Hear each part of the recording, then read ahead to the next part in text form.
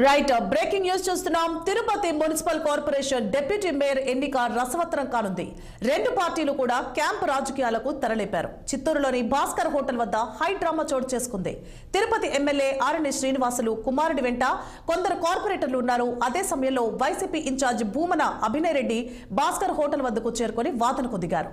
తమ కార్పొరేటర్ను ఎందుకు తీసుకెళ్లారంటూ ఎమ్మెల్యే కుమారుడితో వాగ్వాదం చేశారు.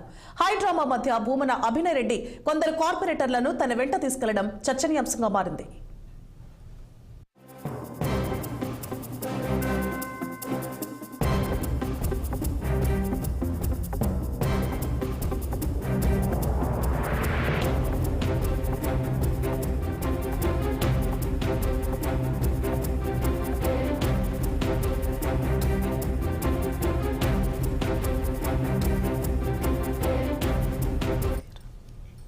రైట్, ఇక Tirupati municipal corporation deputy mayor ఎన్నిక రసవత్తరం కానుంది.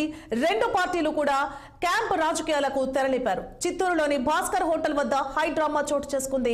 తిరుపతి ఎమ్మెల్యే ఆరణి శ్రీనివాసులు కుమారుడి వెంట కొందరు కార్పొరేటర్లు ఉన్నారు. అదే సమయంలో వైసీపీ ఇన్ఛార్జ్ భూమన అభినయ్ రెడ్డి భాస్కర్ హోటల్ వద్దకు చేరుకొని వాదనకు దిగారు. తమ కార్పొరేటర్ను ఎందుకు తీసుకెళ్లారంటూ ఎమ్మెల్యే కుమారుడితో వాగ్వాదం చేశారు. హై డ్రామా మధ్య భూమన అభినయ్ రెడ్డి కొందరు కార్పొరేటర్లను తన వెంట తీసుకెళ్లడం చర్చనీయాంశంగా మారింది. మరిన్ని అప్డేట్స్ ని మా ప్రతినిధి సుధీర్ ఫోన్ లైన్ లో అందిస్తారు. సుధీర్,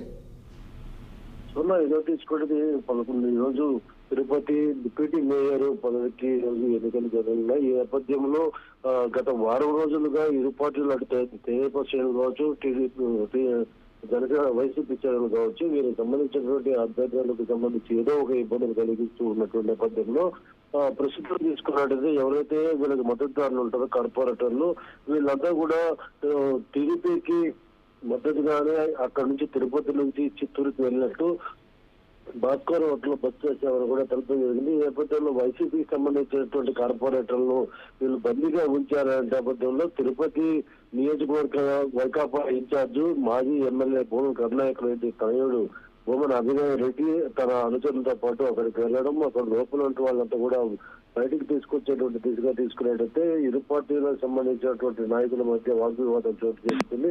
కొద్దిగా తీవ్ర వాతావరణం కూడా నెలకొంది. వెంటనే అక్కడ ఉన్నటువంటి ఎవరైతే ఈ పార్టీకి సంబంధించినటువంటి వారు కావచ్చు, టీడీపీకి సంబంధించి తిరుపతి ఎమ్మెల్యే ఆర్ని శ్రీనివాసు తనయుడు మదన్, అలాగే తనతో పాటు కొంతమంది కార్యకర్తలు నాయకులంతా కూడా ఉన్నారు తెలుగుదేశం పార్టీకి సంబంధించి. ఇక వైసీపీకి సంబంధించి కార్పొరేటర్లు అలాగే వాళ్ళ నాయకులంతా కూడా అభినయ్ రెడ్డితో వెళ్ళి వాగ్వాదం చేసుకుని ఎక్కడికి లోపల ఉన్నటువంటి వాళ్ళని బయటకు తీసుకుని తిరుపతికి తీసుకురావడం జరిగింది. 11 గంటలకు ఈ యొక్క డిప్యూటీ మేయర్ ఎన్నిక జరగనుంది. Right, thank you for the updates.